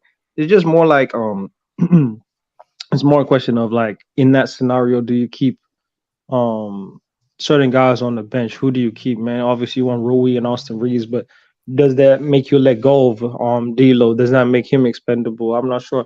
D'Lo off the bench in that scenario would actually be really good, and it wouldn't be a bad thing. We get let go of Schroeder, now we let go of Lonnie Walker. We try and round off the roster with certain guys, and this is why I say like the identity of the Laker team, and just like many teams in the NBA, Miami get to this point in time because they understand their identity, right? They have a solid foundation, their identity, not just as a team, but as an organization. And so, what is the Lakers' identity? Especially we understand Darvin Ham wants to be a defensive team, but how do we play on both ends of the court? What is who is the best player on the team is a clear cut. These are the things that are still questionable. I don't think you can have these questions and go into the season with championship expectations, man. What you think, Jeff? I don't know. Yeah, no, I agree. I think the Lakers are a team in desperate need of an identity and who they are and what they're going to be. And I think they took a major step in getting back towards that and getting back to who they were in 2020 and 2021 at the trade deadline. I think they made a massive goof. Obviously, everyone agrees at the end of 2021 and kind of panicking and tearing apart a team that won a chip and really only lost in 2021 because they were unhealthy. And then going all of 2022 and half of 2023, trying to undo that mistake, cost a year and a half for Braun and AD, and I think the Lakers, I think they realized who they were and in 2020 and even in 19, people forget before Braun got hurt, they were closing in on the 4th seed on Christmas Day when Braun got hurt in Golden State. You know what I mean? So I think the Lakers have been on course since 2018 as far as being who they are, and they got a little out of pocket at the end of 21, and I think they've gone back to it. And I think Pelinka, I've been my mantra all year has been let Rob work. He got it. Him along with Braun and AD got them into that mess. He got us out of it, and I think lesson learned, and I think he's going to stick with that path. But I agree with you as far as being a championship team. I think we need a head of a snake in the point guard, whether it's CP3, D'Lo stepping it up. We need a legit. We need two things: a guard to help Braun and a big to help AD. Are two major factors that are needed, and I don't know where that comes from right now because, like I said, the Kyrie thing I think is too expensive and it guts the team. The CP I think can happen, but I just don't know what that looks like. And then the D'Lo thing, I mean, let me ask you guys: would you guys, if what we haven't talked about Dennis, like what first of all, what do you guys think of Dennis? And two, would you be, because the man definitely outplayed his contract of a minimum player. What do you think of him, good or bad, whatever? He's not a minimum player. He came back on a goodwill deal with the Lakers to kind of make up for what happened the last time. Would you guys be okay with Schroeder at the 5-6 million mid-level and then signing and trading D'Lo out of there for more help elsewhere? Would you be comfortable with Schroeder at the point guard? I'm fine with Schroeder because he has better defense. And he's a little quicker than D'Lo. Like he's kind of better than D'Lo, but he's not like up there with D'Lo. But he's a good player there. Like like he's a good bench player for us. And having a backup point guard when right now we don't have a starter point guard with Schroeder right now. I mean, I'll take him back. I'm not saying he didn't do nothing crazy, to not want us. I mean, to not want him back. So I'll take Dennis back. But for D'Lo situation, I don't know, man. And like Chris Paul, man, like I don't know about Chris, man. Like I can't have two old guys on my team right now, especially with LeBron James trying to almost turn 40 years old. We don't know if this LeBron James is last year. We don't know what's going on with Brian. We don't know what he's thinking. Who he wants at point guard, and like what Leon Gafford has said about the Lakers need like a playmaker, dude that can get like his own shot and facilitating everything. I mean, in the fourth quarter, if LeBron's got like 5 fouls and AD's hurt, and we need somebody to carry us back in the fourth quarter, you think Chris Paul's going to do that for us? That's my problem too, because we need to go get that dude that's going to help us out in that crucial time in the fourth quarter in the playoffs, in the finals if we do get there. So that's my stake on it, man. But how y'all feel? Yeah, I agree. It's hard when you're paying. Braun's gonna be making upwards of $50 million a year. AD is gonna be making his money. You have to pay Austin Reeves. You're gonna pay Rui. I assume with those four, a lot of your books are kind of tied up, and then you kind of got to fill in around there. So it gets a little tough when you're top heavy, contract wise. You know what I mean? So, but Dennis though. I like Dennis. I mean, I feel Dennis is a guy that.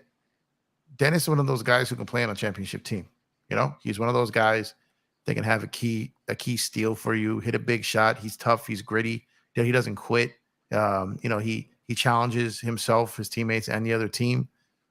He comes to fight every day. I mean, I like Dennis. I'll take Dennis any day. I just don't know if Dennis is a starting point guard. I think he's more best served as coming off the bench. Hey, Jeff, you know what team would be good? I mean, what you said about Dennis right now, they were showing the Miami Heat. The Heat would look good with Dennis, though. Yeah, they would. Because like what you just said about him, hustle, his defense, his speed on the court with that team, with the passing and everything. I think that's a good team for Dennis. But I want to keep him though, because I like him off the bench and he has a little quickness. You know what I'm saying? His defense is good. When he wants to play good defense, he's there. But I mean, I wouldn't want to let him go because he's, what I'm saying. Plus, Loki, he has that chemistry with the head coach too. So Yeah, he does. But teams are going to be coming for him with that mid-level money. Someone like me, like Phoenix. You know what I mean? If they let Chris Paul go, they're going to need a point guard. Like someone's going to come with him for mid-level money. So the Lakers are going to have to. He would love to be here. He said that, but he kind of hinted like he gave his kind of like goodbye. It felt like, you know what I mean? But of course, man. Especially after how we how we left the first time. He came back to prove that he's still an NBA level player, and he definitely did that. So shout out to Dennis Schroeder. But his flaws for me when we talk about Miami, maybe I think they got enough small guards, all day for that. So I think it's more about his role on that team, and I like the role in the playoffs for Dennis Schroeder. Him coming off the bench, being a stopper, first and foremost defense, and then, at certain moments picking his spots. But even then, his offense went way off. He's another rhythm type player who needs a ball in his hand, run that pick and roll. And I didn't like his playmaking at the pick and roll all season long. Me and DJ would argue often, Jeff, about Dennis Schroeder's shot jacking abilities in terms of he can jack up a lot of shots at certain times when he doesn't have to look for his shot, when he doesn't have to not be able to make an entry pass to AD when the defense is covering him tightly. And out of the pick and roll, I didn't like how he wasn't able to fight. If he doesn't have that simple pass to AD, he really doesn't know how to get AD the ball and manipulate the defense, right? And just reset and be able to pull it out. But and too many mid-range jumpers, too many floaters for my liking, and it's just like, I don't know, man. So I'm open to letting AD go. I mean, Dennis Schroeder go, especially if we can get a CP3. I'm comfortable with that. But if we let Schroeder go, I'm assuming we're re-signing D'Lo, and we got a backup guard. We good, man. Now you need to fill it out.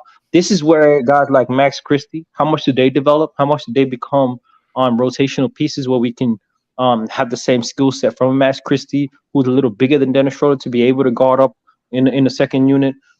These are they're the only issues, but he was valuable for our team, no doubt. More valuable than I thought he was going to be. Yeah, and seeing what they do with that pick, right? Seeing what they get with that pick and what that can potentially turn into. And these younger players are playing more nowadays, right? So I think the Lakers have multiple options with that pick because they made it all the way to it's rare when you see a team make it to the Western Conference Finals and have a team not picked not too far out of the lottery. So there's tremendous value in that pick in a deep draft. Also, the Lakers are extremely good at scouting, obviously, if not the best in the league at scouting. Maybe they can flip that pick, and maybe the guy that they want at 17, maybe he's a guy that's really going to be drafted at 25th, 26th, and they can, flip that pick, get the guy that they intended to pick at 17 anyways, and gain another asset. You know what I mean? So one that I'm looking at, a guy who I love on this team, and he's kind of on my short list. I haven't heard him come up too often. A guy like Royce O'Neal in Brooklyn. And they have the 26th pick. We have the 17th pick. Swapping that pick and getting someone like Royce O'Neal. What'd you think about that? Off initial vibrations, Jeff. Just off initial feelings of what's provoked. I don't like it. I don't like it. I don't like it. And from what I saw in Brooklyn this season, like his shot can come and go. He can't really create his own shot. He is a solid catch and shoot guy, and he plays defense. He's got some size. How much did that move the needle for a Brooklyn Nets team? How much is that going to move a needle for a Lakers team that needs consistent perimeter shooting? More than two-way guys. Obviously, we need some wing depth, but if we keep Rui, keep Vanderbilt, I think we're solid in that regard, and we could get better, but we're solid. We got LeBron. I think our wing depth is solid enough. I'm more asking for shooting. I need perimeter shooters that are consistently going to give you 37, 38, 39% from three and be knockdown shooters that could create space. Guys that you can't think twice on sagging off or leaving open because LeBron's collapsing the paint and you want to load up on him or double AD. We need guys to stop the doubles. We need guys to space it out. And so that's why I say Kristaps Porzingis. One of the reasons why I said that is because he's that type of guy. And at the wing position, if there is depth, then I need a shooter. I need a sharp shooter. I need a real good shooter. And I don't know if that's Royce O'Neal. Now, why you think Royce O'Neal would be a solid piece, man? Because to me, it looks like just another a slight upgrade from a Troy Brown Jr. type guy, man. You know how I feel about Troy Brown. Yeah, well, he's a better defender than Troy. He's hit some big buckets in timely fashion. He's just a solid 3-and-D wing. You know what I mean? And then a team that lacks it. My point in that whole thing was essentially my theory is this type of move essentially gets them Royce O'Neal for free. Because what my point is, if the guy they like at 17, if the guy that they really like, they know they can get later than 17, and you can squeeze something else out of that is basically kind of my point. So if you can get the guy you really want at 17 and add an NBA vet wing, then that's kind of my pitch. You know what I'm saying? So, but outside of that, I totally understand your point. But I'm just trying to think how they can get a 2-for-1 special here. You know what I mean? I'm trying to think like what can they do because they've got to find a way to try to get those. They got to expand stuff. They got to get lucky with a couple of things here. And if, like I said, if the guy they like at 17, they know other teams aren't going to take him until 25, 26, 27, whatever, then you can get value for that pick. You know what I mean? And then have maybe something else to move later. So that's what I'm looking at. But I totally understand where you're coming from. But my thing is Royce O'Neal would be the throw-in in this deal, not the main objective. You know what I mean? Okay, that's fair. So that's interesting because when we look at the ability of players in the NBA and what our team needs, we need certain high IQ level players, but we also need shooting. I would take someone like a Gary Trent Jr. over Royce O'Neal personally, but he's going to be a free agent. I understand that. I need expensive too. Probably going to get paid. Maybe he's because he had a lower role this season. Maybe his value has decreased a little bit this season. But somebody like that, we need elite shooting and shot creating ability. That would be my personal preference, right? Obviously, I know we need a center as well. And I think we can do both, and it depends on how the GM wants to do it. I'll be curious to know what his priority is. Is it that center position and moving AD to the 4, or is it the guard situation and elite abilities on the perimeter? I think for me, you need the ability. Like when you look at this finals game, right? And we kind of veered away from the finals, but when you look at it, it's evident to me that you need talent to be the type of team like the Denver Nuggets. If you're not as great of a defense, obviously the Denver Nuggets don't play defense like the Miami Heat, and so if you don't have that, but you have two dominant players, you can beat them with talent. You can't beat them with ability. And on top of that, if you want to be the type of team like the Denver Nuggets, evidently you have to be very similar to Miami, just have more talent. You have to be able to be a good defensive team. You have to be able to hit the 3 ball like Miami can do at a high level. Then you have to be able to defend them well enough where they don't get to the line and limit their second chance points and rebounding, something that Bam has done to a solid level outside of the last game before this one. And then you got to be able to guard up on their great player in Nikola Jokic, and that's something that they don't have. And so certain things are all around high IQ. I think the intangibles of winning, Miami Heat do have that. It's just amazing that they don't have the talent when it's actually harder to find the intangibles over talent in the NBA. It's funny you say that because that's facts. That's facts. Yeah. That's crazy. Yeah. It is absolutely. That's why I said, like, when you have that, man, you're so spot on there, and a lot of people don't catch that. That's why you see a lot of these teams will have that tilt, that team that's built up, like, man, they just need a star. They're just ready for a star. You know what I mean? The problem is sometimes you have to then trade those guys to get that star, right? But when you play it right and you get these young guys and you have that balance and you get that star before you have to pay those other guys, and then you have that cap space, and it's lightning in a bottle. You know what I mean? So it's like, that's exactly what it is. Getting stars is not necessarily hard in the league. It's having those intangible players to surround that stars. And that's why Shaquille O'Neal always said that role players win championships, because we can shine in moments, but if we don't have them, and I love what Jimmy said, like, they're not role players. I don't call them role players. I call them teammates. And he's right. You know what I mean? Those guys were as responsible for Miami's success as Jimmy was. Yeah, but like how many, like saying right now, I mean, this game tonight, Jimmy needed some of his role players.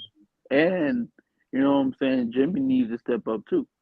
You know what I'm saying? So like, you know what I'm saying, it's kind of even. You know what I'm saying, like Jimmy needs his, like saying, his role players, but the role players need him too. Saying so like that's where Denver has that balance where, you know what I'm saying, they have two superstars and they have two role players.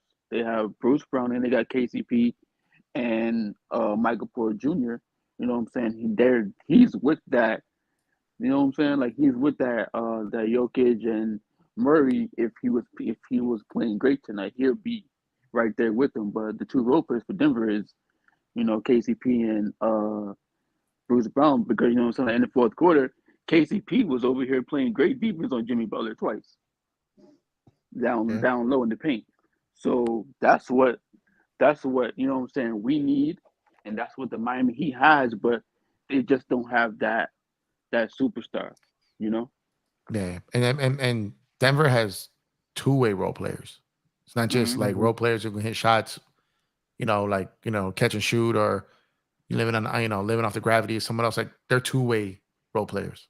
And that's even more special, man. It's Yeah, just like, yeah, man, it's crazy. because You know, that just takes you to a whole nother level. So I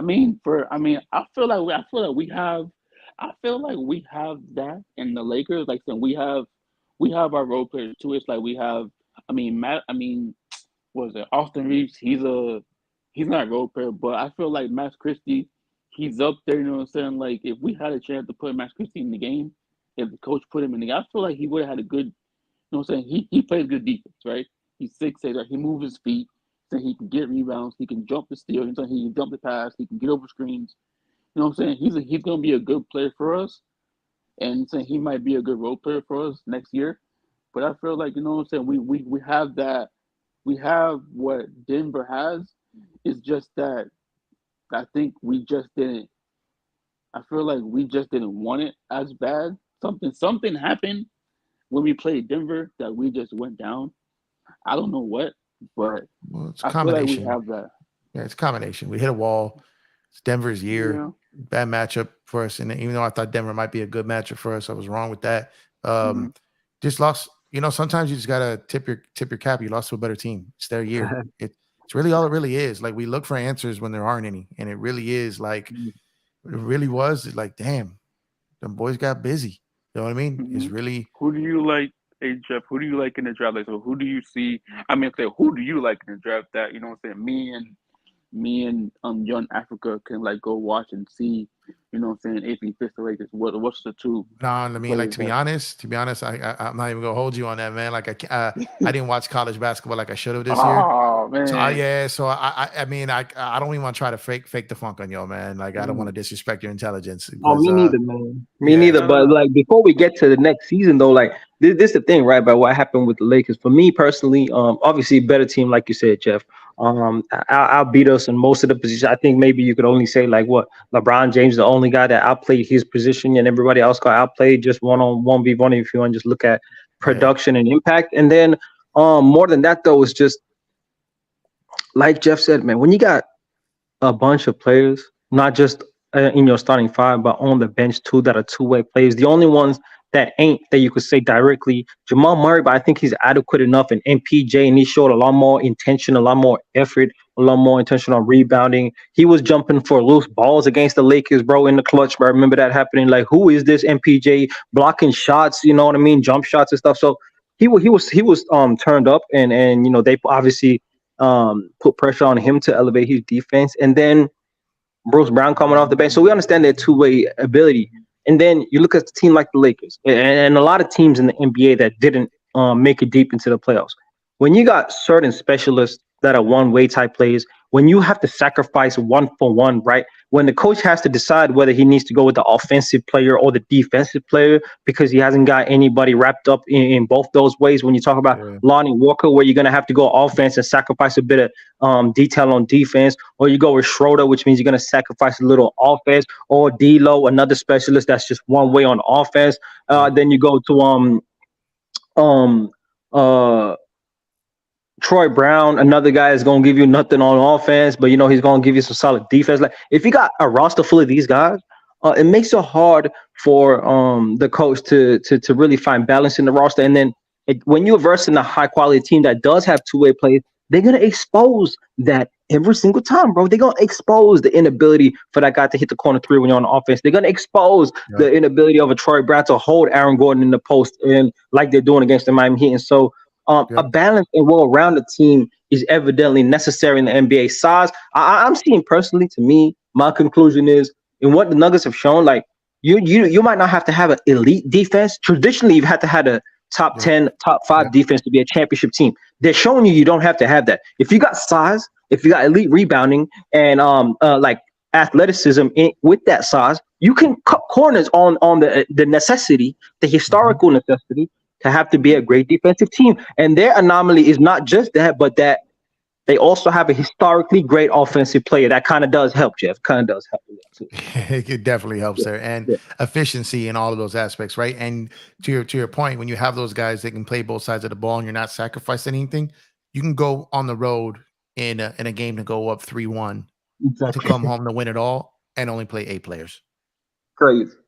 And that's it. Crazy. That's what it is. You know what I mean? So that's pretty much, that's pretty much what it is. So that when I look at my Lakers and I think like, man, you know what? Man, I appreciate y'all getting us that extra free basketball, getting us to the Western Conference Finals. Look, if we sat here, if we rewound this and the three of us were talking in December, man, you couldn't tell us how excited we'd be to hear that we would make it to the Western Conference Finals at that point of the year.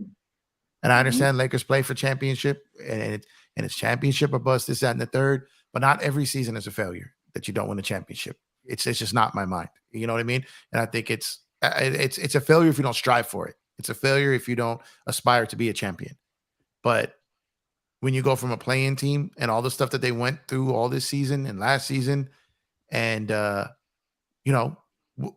much rather be the Lakers than Boston, Milwaukee, Phoenix, the Clippers, and all these guys, because the Lakers, after they made their moves, they played like one of the top 4 teams in basketball, and they got to that level.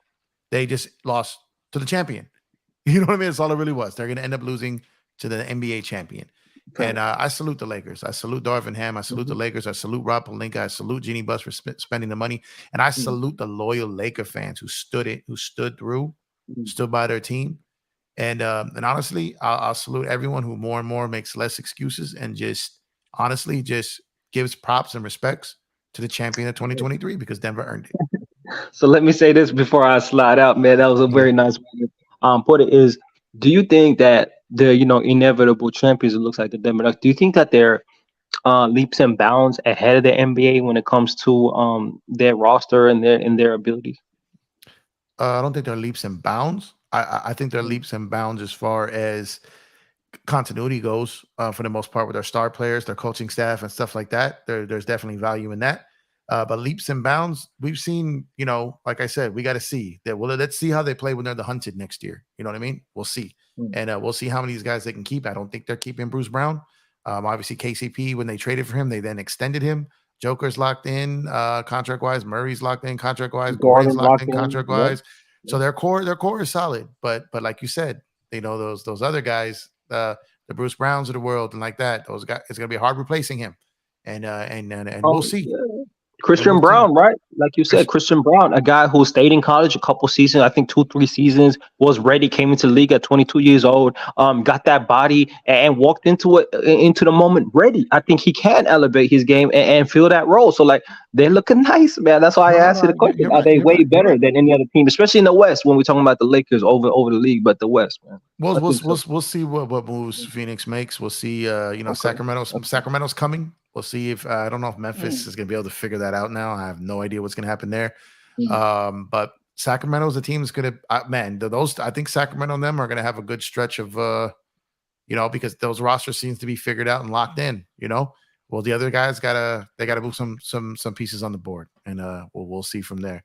And but anyways, guys, like salute you guys for coming through. I did not intentionally mean to keep you guys here all this time tonight, but the conversation once again was flowing. And it was a incredible, great conversation. Young Africa as always, and the Lakers all day. Again, man, I'm proud of you, man. Your analysis game is stepping up. You're getting better every day, my guy.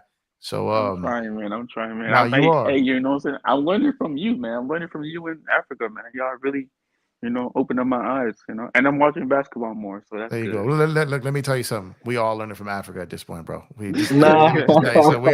We all learning from Africa at this point. So at the end of the day, it's Nah, always I don't man. take it for granted for you guys to, like Jay said, man, you can be anywhere in the world, but you're here with me. I appreciate that. Mhm. And y'all, you know what I'm saying? Y'all have a good one. And I'm man, it's like my 4th day in a row. I told myself I was gonna be consistent, take a break tomorrow, and I'll be back Sunday. But y'all be safe. Y'all be safe, and I appreciate your No time. doubt.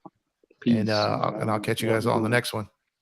Peace. Peace, Lakers all day, man. Peace out, Jeff, man. It's all love. All right, man. Be safe. All right, everybody. That's a wrap. Appreciate you spending time with us tonight. Once again, great conversations with Young Africa, Lakers all day. Salute to everyone that pulled up in the chat. Really, really appreciate it. We're really trying to give you quality content, real good conversations. No, disrespectful disagreements, no shouting over each other. We just talk ball around here. So for anyone who wants to follow everything I'm involved with, you can go ahead and scan that QR code on the screen, or you can go to www.linktree, that's linktr.ee/Empire Jeff. I am at Empire Jeff _ on Twitter, and obviously Empire Jeff TV here on YouTube. Please, like, subscribe, and let me know what you think in the comment section. And I will catch you guys in a couple of days. So once again, appreciate your time. And next time we talk, we'll probably be on the verge of either seeing Denver win this championship, or they will already been crowned. But once again, you guys have a good one. I'm Empire Jeff. Take it easy.